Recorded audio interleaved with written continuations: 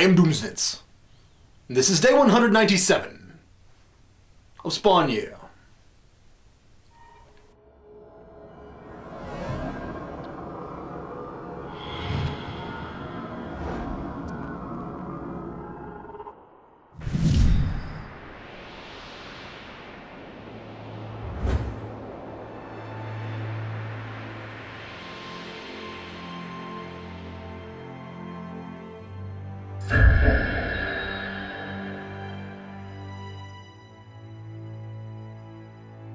I have finally read 100 issues of Spawn.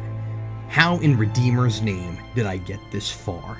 In 9 years of publication, Spawn has gone from fresh, original, visually stunning, gothic but vibrant, tragic and broody but quirky and preposterous, to something that's still stunning to look at, grittier and at least trying to be darker and more realistic, and incredibly confusing, plotting, totally art-driven, and almost completely devoid of any emotional anchor.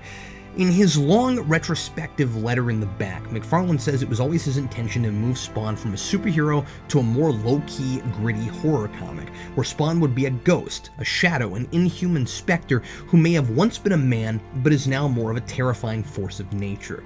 And if he wants his protagonist to be unrelatable and soulless, he succeeded. But he did that way back when it still looked more like a superhero comic. And Spawn has actually been more likable since he stopped yelling and crying all the time, and since he became that unemotional specter of death.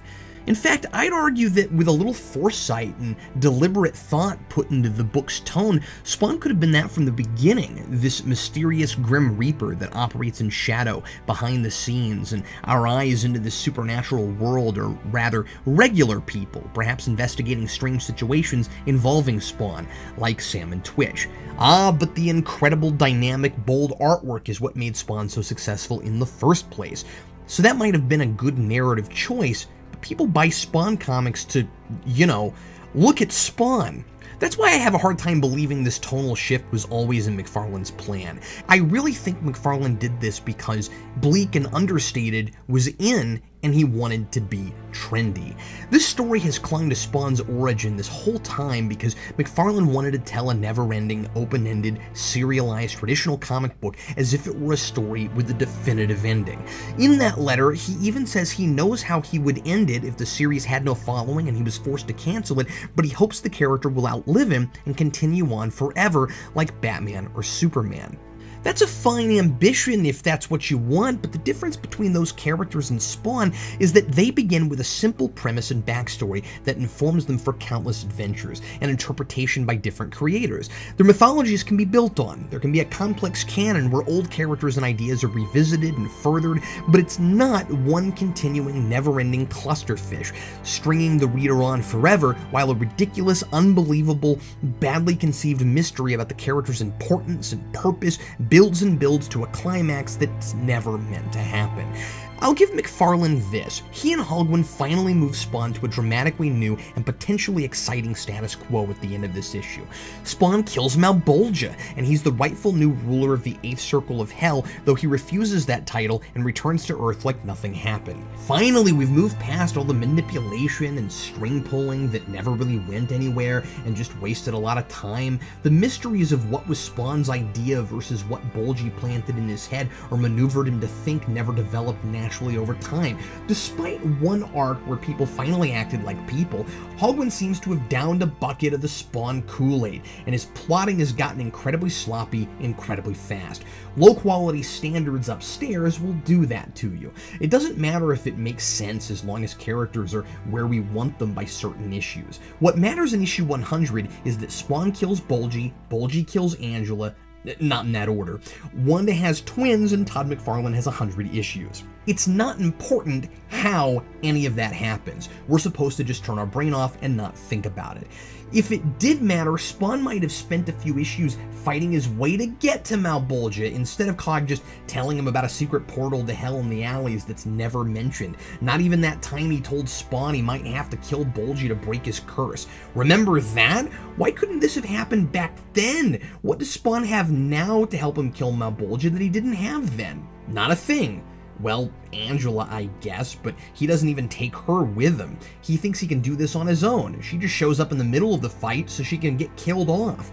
What I really loved about the issues right after 50 is that Spawn had to work his way through hell to get to Malebolgia. We got to feel all that along with him. And the totally impotent devil shows up and even says that it couldn't have just been luck, baffled by Spawn's success.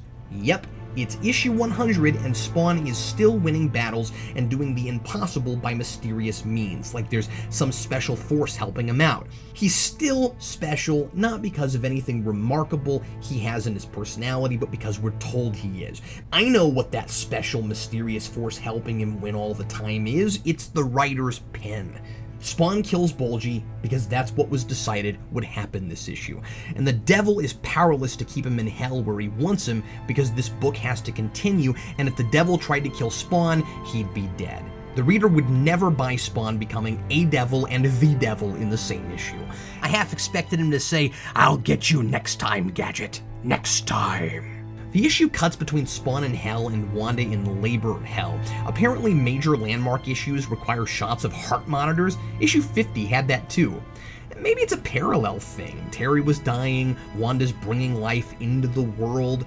Terry's miracle recovery paralleled with the miracle of twins via an immaculate conception Wanda and Terry both ignored. Maybe. Anyway, the hospital drama is pointless because at the end we jump ahead 2 months and Wanda's fine, has twins, and neither apparently is a fire-breathing monster or an angel with white feathers. There actually was some organic escalation in this story for that subplot, and it ends entirely anticlimactically. I guess we'll have to see what all that was about later. Was it part of Bulgy's impossibly comprehended scheme, or did Wanda's 3-day supernatural pregnancy really just conveniently coincide with the coming of Urizen, the end of all things? I do like some of the ideas here, there's just no execution. Getting Spawn to a place where both heaven and hell welcome him with open arms because he offed Bulgy, and he chooses neither because they're both self-serving and agenda-driven, and he's too noble for either of them, would rather be a champion of the people, is kind of cool. Angela impaled by Malebolgia after saving Spawn, the heroic sacrifice of the angel for the demon who rejects hell for something better, is nice, but it's also hackneyed and done so quickly that I don't really feel anything for these people. Again, it's not that events take place over too many issues, it's that I've read dozens of filler comics to get to the good stuff, and it's rushed out in one, like biting on bone and getting only a taste of the meat. The fight is fantastic to look at, and Angela's death, though predictable and hurried, is glorious. If she had to go, this is how she would want it. But overall, I'm so disappointed. The future looked really promising for a moment. Maybe coherent, character-driven storytelling could have gotten me through the rest of this year, regardless of my possible slipping mental stability. But I just can't chance leaving here a lobotomized eggplant. This issue was the last straw, but it is also my inspiration. Finally, I have made my choice, for better or for worse. This time I will let nothing distract me. I move in darkness with no fear. When I am through, I will either have sealed my own doom, or I will be home with my family. Goodbye, dear reader. Signed, Captain Logan.